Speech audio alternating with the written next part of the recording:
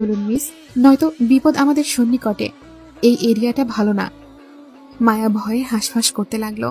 মনে কিছু সাহস জুগিয়ে অচেনা লোকটিকে ধরে উঠাতে চাইল, কিন্তু বলিষ্ঠবান লোকটির ওজনের সঙ্গে পারল না মায়া। ধিমে হাঁপিয়ে উঠল লোকটিকে দাঁড় করাতে গিয়ে। সেই সাথে উঠতে গিয়ে বেখেয়ালে নিজের পায়ের নিচে শাড়ির কুচিগুলো পরে খুলে গেল তরতর করে। আটকে ওঠার মতন তৎক্ষণাৎ মায়া বাম হাতে খুলে যাওয়া শাড়ির কুচিগুলো ধরে এলোমেলো ভাবে পুনরায় কোমরে গুজল। লোকটাকে ধরে দাঁড়াতে গিয়েও মায়া আরেক ঝামেলায় পড়ল। যখন দেখল মায়া হাইটে লোকটার কাঁধ সমান হলো তখন।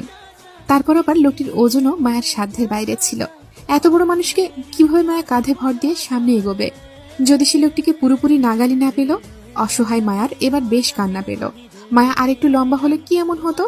অন্তত লম্বার জোরে না হয় এই লোকটিকে এই মুহূর্তে ঠিকঠাক সাহায্য করতে পারত। মায়া ভাবনার মাঝেই পুনরায় আটকে উঠল, যখন বুঝতে পারল অচেনা লোকটি মায়ের কাছ চেপে নিজের ভর ফেলেছে মায়ার উপরে। লোকটি বেশ লম্বা হওয়ায় মায়ের দিকে অনেকটাই ঝুঁকে পড়তে হয়েছে তাকে। মায়া তরতর করে কেঁপে উঠে বাধা দিতে চাইলে বুঝতে পারল লোকটির অবস্থা আরো খারাপ হয়ে যাচ্ছে ক্রমাগত। লোকটি নিজের দুর্বলতায় ঠিকঠাক দাঁড়াতে পারছে না বলে সে মায়ের উপর নিজের ভর ছেড়ে দিচ্ছে ধীরে ধীরে। তাছাড়া মায়া যদি দ্রুত এই ঝড়ঝাপটার মাঝে লোকটিকে নিয়ে সেফলি কোনো জায়গায় না পৌঁছায়, তাহলে আরো বিপদে পড়বে তারা দুজন।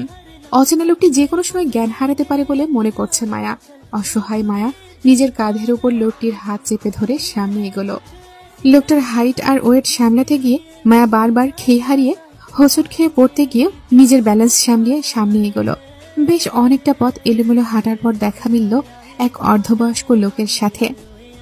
দ্রুত পদে হাঁটছিলেন তিনি, কিন্তু ভাগ্যক্রমে দেখা মিলল মায়াদের সাথে।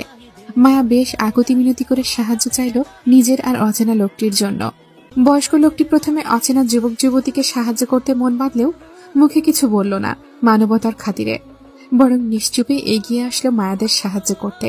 মায়ের কাঁধ থেকে অচেতন লোকটিকে নিজের কাঁধে তুলে নিয়ে এগুলো নিজের বাড়ি পর্যন্ত। মায়া তাদের পেছন পেছন গেল, কিন্তু বিপত্তি বাঁধল অর্ধবয়স্ক লোকটির বৃদ্ধ বয়স্ক বাবাকে নিয়ে। তিনি মায়া আর রক্তাক্ত ছেলেটির অবস্থা দেখে বেঁকে বসলেন, সাহায্য করতে দ্বিমত জানালেন।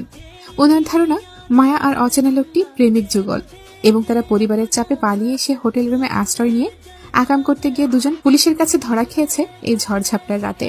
ওনার ধারণা মতে মায়া আর ছেলেটি পুলিশের হাতে মার খেয়ে পালিয়ে এসেছে ওনার বাড়িতে আশ্রয় নিতে।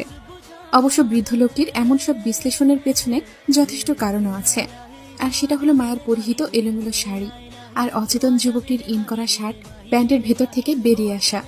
এজন্যই মূলত ওনার মনে অপবিত্র ধারণা এসেছে।